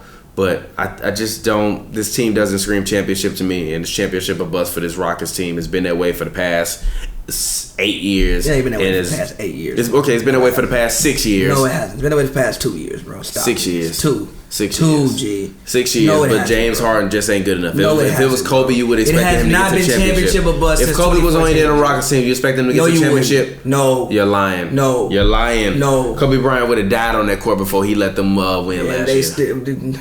Yes, exactly. Well, he'd just been dying. Nah, no. He'd just been dying. Kobe being Bryant. Stop He'd just been dying. Stop it, bro. Stop it, bro. You wild as hell. He'd just been dying. All right, whatever. You wild as hell. I can't agree with you on that one. But that's what I think about them. Moving on, last team for this division, the New Orleans Pelicans. I'll let you start off. Talk about the Pelicans. What do you think they're going to do this year? Basketball-wise, I think maybe 38 wins. But it's not about this year, bro. It's about the future. When you like talk about the Pelicans, like you got somebody who you talk about one of the biggest superstars in NBA history. You got a guy who had a chance to be one of the biggest superstars in NBA history on your team. Also, Lonzo Ball. Lonzo is there. Lonzo Ball. Lonzo's already one of the top 200 superstars in league history. That's fair. Lonzo's there as well. Also, a guy that I'm looking at is Jahlil Okafor. Come on. Nah, look. Sleep. My bad. I'm big sleep. Jahlil Okafor actually played pretty decent last year. And he's in a scenario where I think he had the chance to, again, like I think if this was 1997, he'd be the perfect big guy that you want. But it's not 1997 no more. But I do think there is still a place in the league for post scoring. I just think that his type of player is best served off the bench. I think having Favors allows you to play big. Also, Drew Holiday and Lonzo Ball should be one of the best defensive backcourts in the league, if not the best defensive backcourt in the league. I love bringing in a guy like JJ Redick just to teach the young guys and help them learn how to shoot. That too. Alexander Walker, who's Shay's cousin, looked great in summer league. So I just think you got to be just excited about the potential of this New Orleans team. I mean, you talked about, man, if they trade AD, you thinking this franchise might have to move. Yeah. You thinking like, yo, if AD leave, like this franchise literally might have to move. If they couldn't put bodies in the seat with AD, this franchise, if they trade him, they got to move. Now you like, nah, they not going to trade him, and you low key got 2 superstars back. Basically, and with Brandon Ingram, He's cleared. Him and Lonzo are cleared medically. But I think for Brandon, it's like you got a real chance to come out here and get a max if you ball out. If you ball out, whether from them or from somebody else. If he comes out here, averages 21 points, some team will look at him, some team like the Hornets, some team like the Cavs, one of those teams that have like a random amount of money that they just, even like the Knicks, some team that has a random amount of money that they just want to spend, will look at him like, you know what, if he averaged 21 and he's, 21, 22 years old, we think we get him in our system, that goes up to 25, I'll get that man a max. I think I could possibly restart my team, or he's a guy that could be a key call for my team down the line. But again, I don't think it's about this year for the Pelicans. Now granted, I think there'll be great basketball. I think it'll be interesting. I think it'll be fun. I think it'll be exciting. I think it'll be entertaining. But I think you got to look at the future, man. Like, this is a team that realistically, when I look at the pieces they have, has a chance to be, in 4 years, one of the best defensive teams you've ever seen if everybody stays around and if it stays good. So I think, for this year, like I said, they could win maybe 37, 38 games. It'll be fun basketball, but you got to be excited about the future for New Orleans. Okay, 44 games winning for this team. I don't know if they make the playoffs. I think it depends. I wouldn't be surprised if they could sneak in there as an 8th seed. I think either Utah, San Antonio, the Mavericks, or the Kings, one of those 4 teams aren't going to make the playoffs. And I think the Pelicans have a chance to sneak in and make it be one of those 5 teams. I think Lonzo Ball, Drew Holiday, easily going to be the best backcourt in the NBA in terms of defensively. I think Brandon Ingram. I think Brandon Ingram, if he's going to start, which he's listed as starting as small forward, I think he's going to give them about like 17, 18 points per game this year, which I think will be decent for them. I think Zion will most likely be an all-star. I think he can go out in his rookie year and give me around like 18 and 9 or 17 and 9 with 2 blocks a game. But them 2 blocks are going to be coming from all over the floor. We're going to see a lot of dunks, a lot of excitement. I think for him, it's just more so about getting your body in the proper condition, training your mind, and really trying to develop your skill as a basketball player. Because now if you Zion, you know, he said a lot. I worked so hard to get here, but like I feel like this is the beginning. I like that mentality. I don't want you to feel like, man, I worked, to get here. Now I got to prove myself. I want you to feel like I worked so hard to get here. This is just the start. Now I worked so hard to prove myself. Now I got to keep proving myself. Like, nah, I'm already proven. I got a 40 PER in college. Everybody know who I am. I got to go out and I got to get better as a player and become more skilled. And I think if he can do that, he can develop and be the best player in the NBA in 6 years, 5-6 years. I don't think it'll happen immediately, but I do think that because he is box office and because he plays defense and offense, he will always have the opportunity to make the All-Star team because people will be arguing for him defensively and they'll be arguing for him offensively as well because of the things that he'll be able to do on both sides of the basketball. And if DeAndre Jordan can make the All-Star team averaging 12 and 10 or 13 and 10 or 13 and 12, Zion Williamson can make it averaging 18 and 9 with 2 blocks a game and a steal or something like that. And I also think he'll be a guy that'll wind up accumulating around 4 assists a game in 1 year in his career. I think he'll probably start more around in the 2 to 3 range. I think they'll be fine. I think if they do make the playoffs, they'll be what the Nets were last year for teams in the East, where it's kind of like you're a good matchup. You could potentially beat somebody, but at the end of the day, this is more about your young guys learning to get experience from next year. And that's what I think this whole thing is for them. And I think David Griffin deserves Executive of the Year if they win anything. David Griffin deserves Executive of the Year already. Nah, they have to win more than 35 games because you have to still stay competitive. If they just fall off a cliff and they aren't competitive, then it kind of like, you kind of take away 3 years of the franchise future. You're right, because it's not like you actually did GMing with Anthony Davis. It's like AD knows you want to go to the Lakers. You just executed the trade. Like you actually didn't really actually do any real GMing. That was not GMing. You just executed a trade that everybody knew was gonna happen. Yeah. So you don't really get points for that in my mind. And you lucked into the number 1 pick. Ain't like you. Yeah, you got to found Zion. Like it's like he just fell in your hands. Exactly. Oh my God, I can't believe this just happened. Zion's not Draymond. You're not discovering him in the draft. Now guys like Jackson Hayes, guys like Alexander Walker, some guys like that you actually had to kind of do some scouting for. I'll give you points for that if those guys work out. But yeah, like with Zion, ain't like you actually did any work. It's just happened. Yeah. So I'm with you on that. But I'm also excited Lonzo gets to actually be a point guard. Yes, finally. And actually get to have the ball. And Luke did not like Lonzo. He gets a chance to actually have the ball in his hands and actually not be a glorified 2 guard. And for Zion, like I even said that I think that when he comes in the league, he needs to have a point guard. And I think this is the perfect, like you get to grow with basically somebody who's around your age. Y'all get to hang out together. Y'all get to do things together. Stockton and Malone 2.0. That's what I call him. Yeah, and you get to grow with this guy basically for pretty much your whole career, really. Yeah, if you want to. Yeah, if you want to, like you get to grow with this same one guy for your whole career. And that's not a bad guy to be paired with because Lonzo's lived in LA too. That. And it's just not a bad guy to be paired with because of who he is and like who his name is and who his brand already is. So it's not a bad guy to also align yourself with. And if you want to learn about the NBA, I don't think there's a better guy that you can learn from than Lonzo.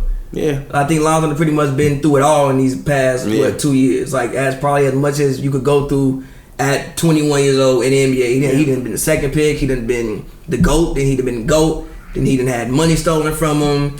His dad had the whole situation. You had the whole LeBron saga. Yeah. You done been traded. Like he done been through everything in like 2 years. So I think that's also a great situation that Zion can learn from. And even like Jahlil Okafor, that's another great situation for you to learn from. He done been through a lot in the NBA. He punched the man, lost the contract. So he has like a lot of guys that you can learn from, and as well as guys around his age he can learn from, as well as quality veterans that can also steer him in the right direction as well. So yeah, I agree. So to round the show out, I want to talk about the WNBA playoffs.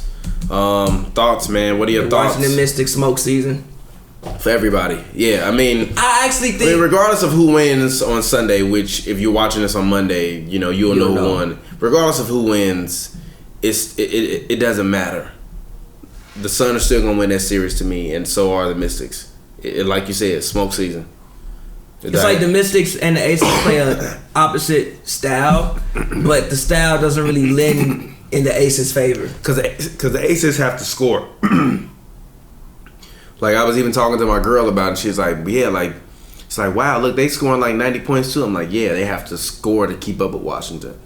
The Aces aren't meant to score to keep up with teams. They're meant to pound you, kind of beat you a little bit, play in the little mid-range to the post, depending on if Liz want to show up or not.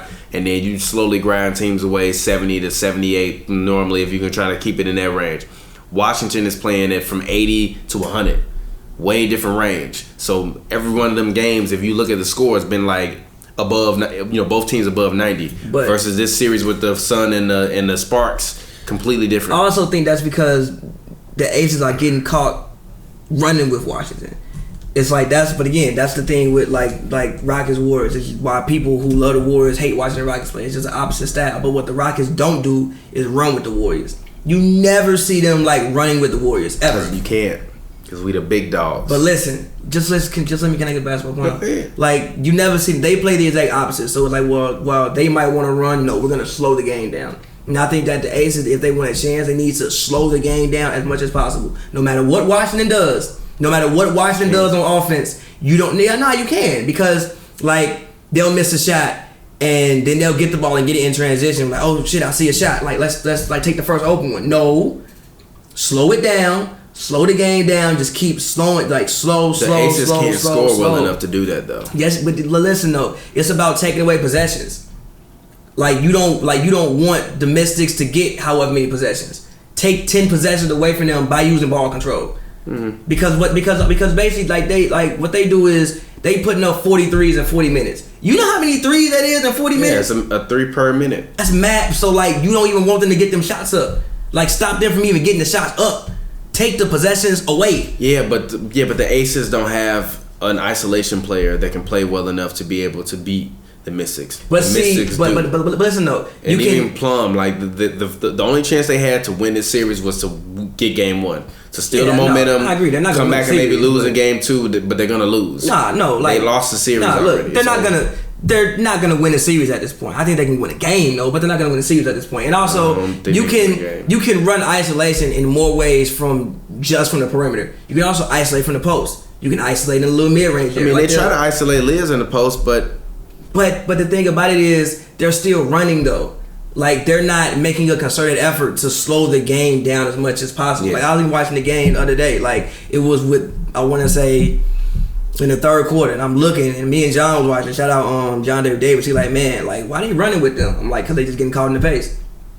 Like it's very easy and very enticing to run. Like it's fun. Like it's fun basketball. It's up tempo. It's up court. Somebody always gonna be open on these transition shots. Don't necessarily mean you should shoot them because you got an open shot. Don't necessarily mean you should shoot it. Like you don't always want to take the first shot. Take the best shot. Yeah, the first shot can be enticing. But you slow the game down. Who's their isolation player that's going to lead them? Give it to Asia on the post. Give it to Liz on the post.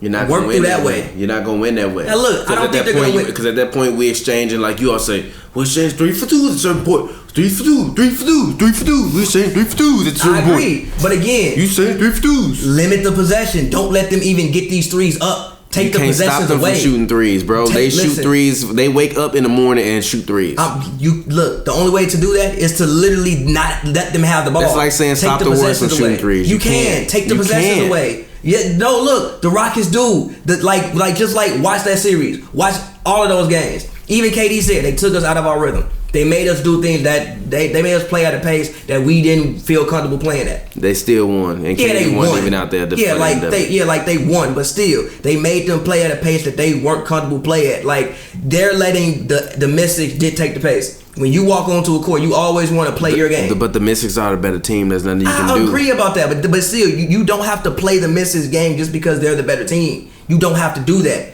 You have to walk on the court. You can try, but then you're just gonna get blown out. At least the games are close. No, you're not gonna. They're closer than I. They're not gonna. They are. No, bro. You're not gonna catch Mystics. You're not gonna catch the Mystics in a 60 to 70 game because they shoot too many threes. You're not gonna catch them in an 80 to 70 game because they shoot too many threes. You're not listening. They shoot threes in transition. They shoot threes in the half court. They shoot threes fucking when they play in a mid tempo style. Basketball to watch. And then when they can't do it, they just dump it down to Del Don and let her do what she want to do in the mid range. I'd rather you do that than have everybody else shooting threes. I'd rather you keep the game slow, dump down Del Don. Del Don gonna give us 48. What do we see against the Sky? They like to double and they like to trap in the mid post or the low post. You're gonna trap, open three. Don't trap. Why are you trapping? Because you don't have the defenders. You don't have the. That's what I'm saying. The Aces don't have the players to match up with the Mystics. No, I fully agree with that. The Aces would have matched up better versus the Sun than they would have matched up against the Mystics. The Sparks wouldn't have matched up better against neither one of them. I mean, the Aces, yes, but we talking about the teams that had the home court advantage. So it's like it's unfortunate. But Courtney Williams, man, she's a dog. Jonquel Jones, a dog, a big dog. Jonquel Jones, Big Dog Robinson. I actually think Jonquel might be. I know Griner is Griner, but Griner don't rebound. That's what I don't like about Griner. Griner don't rebound. Yeah, she like don't. She 6'8" and rather give me 7 rebounds. I mean, but she does. She can't give you like 20 points. I don't care. She can't rebound. You're 6'8", give me 7 she's rebounds. 6'9", that's Brooke Lopez. She's listed at 6'9". That's literally Brooke Lopez type thing. I mean, yeah, but she's like tops in scoring though. But you're giving me 7 rebounds. You should realistically be going out there giving me 20 and 10. That's it. It's 20, 20, and 10. You are 6'9". There's no reason for you to be 6'9" giving me 7 rebounds. I can't rationalize that. Yeah. I personally think Jonquel might be the best center in the league. Honestly. If not yet, she will be next year. Yeah. She's not that old either, right? Nah, not at all. I don't think she. Nah, she can't be that old. Let's see.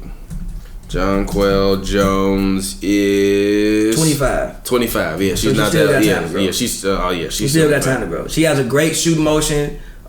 She's very athletic too. Yeah, she got drafted 3 years ago. Yeah, she has a great sixth pick. She has a great shoot motion. She's very athletic. She's light on her feet. She has good footwork.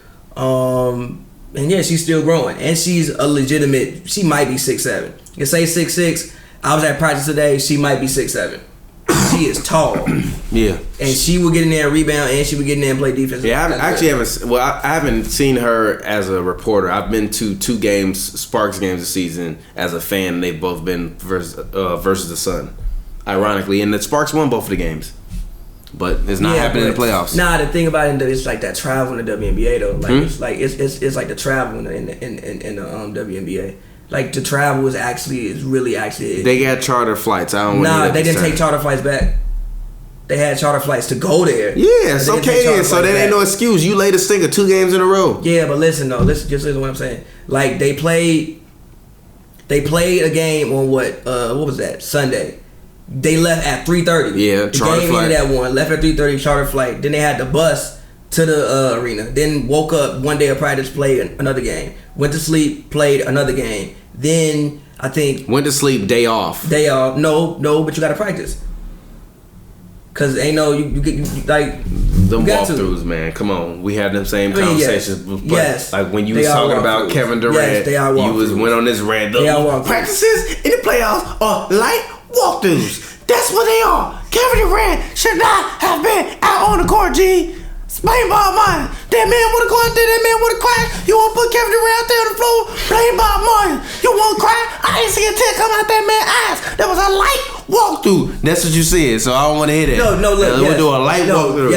Yes. I agree. Like that's not saying they should have lost the game the way they lost the game. Like no, I'm not saying that. I'm talking about in the regular season. Yeah. When you got to travel across court, you get in late. Like even the way they traveled back. I think they slept there, woke up, had to bus. Carry their bags, get on a commercial flight, come back here. I think then go to sleep, wake up, then go to Long Beach because you're not even playing at Staples Center, so you got to do that. Then go to Long Beach tomorrow, where they ain't played that all year. Now that's everybody that say, "Oh yeah, we got a good record in Long Beach." Like we usually do good in Long Beach, but bro, y'all ain't played that all year, and y'all down 0-2. I don't think that's the ideal situation to play in an arena that is kind of like a neutral site. Well. It's not a neutral site. It's going to be a Sparks. Come on. They play in Connecticut, bro. Yes, It's but not. There's no. Come on, a neutral site. Like, it's not a neutral site. But I'm just saying, I would at least think you would at least practice there today. Like, you just gonna wake up first time, just go play the game. Where do you practice today? The normal place, Southwest College. Oh. Like, you ain't even practicing today. Like, so y'all just gonna go play the game? I mean, they got shoot around. They can get the depth of vision. I mean, shit, they gonna have to figure that shit out. But I guess y'all see this on Monday. And also, everybody on Twitter, stop saying that we need to make a WNBA jump. We talk about the WNBA Hoops and Brews. Y'all just don't watch it when we talk about the WNBA Hoops and Brews. Somebody said they made a WNBA. Somebody said, yeah, they need to make a WNBA jump. We've been talking about WNBA this whole goddamn season. Turn on Hoops and Brews. Get hip to it. Yeah, I'm talking about WNBA. The whole season. Get hip to it. Stop playing with us. We've been here. We've been here. We have. Yeah. We have. So. Exactly. But it's been Hoops and Brews. Your boy TPJ. Find me on Twitter, Instagram at RealTPJ. That's REELTPJ. It's a film joke. If you don't get it, you damn dummy. How many divisions do we got left? I don't know. I think 3. We got 3. All right, cool. So perfect. And hopefully by the time you see us next week, we will have been at Clippers Media Day and have some coverage on that. But shout out to the homie Cam, shout out to the homie Nick at Nightfall Media, shout out to the homie Cam. What's good in sports? We appreciate it. Actually, we're about to get in and start covering boxing now, so we're gonna start a separate boxing channel. Boxing and Brews is live. Yeah, man. Yeah. Go get your plug in. As always, man, follow me on Twitter at Pavy World, Pavy World, all one word. Pavverse 2 out right now. Pavverse 1 out right now as well. Make sure y'all go get both of those. Yeah, no, we only got damn, it's 7:00. Yeah. So we only have the Pacific Division left, the Southeast Division left, and the Northwest Division. So yeah, so cool, perfect. We getting through them. We will cover. Let's do the Pacific Division next week. I mean the Pacific Division next week, because by then everybody should have had their media days. Lie about the Warriors making the. We making the finals again. Okay. Again, never lost. Okay. Laurie Markkinen, never lost. Okay. Laurie Markkinen, never lost. We here, we live. Name of this episode is Derrick Rose For MVP. Why are your favorite players your favorite players, bro? Why your favorite players your favorite players? What do you see in Kevon Looney? Man, he set the screen. Exactly. I don't want to hear that, bro. Nah, bro. Kevon do what's asked of him, G, all the time. I rock with Laurie Markkinen do what's asked of him. Go get buckets. No, G. If I need the team, give me Looney, G. Give me Looney, bro. Give me Looney. Set them screens. Nah, I like Looney. Get them offensive putbacks. A great bench player. Switch out. Give me all of that. I love Looney. Looney's a great bench player. Looney game. No. Looney Tunes. Laurie Markkinen. Give me a Kevon Looney jersey. Future All-Star. Laurie Markkinen never lost. We'll get it with y'all next week, man. 7 foot JJ Redick. Never lost. Never lost. She riding with me. She siding with me. I'm pulling the 3. I'm the MVP. We gon' slide. We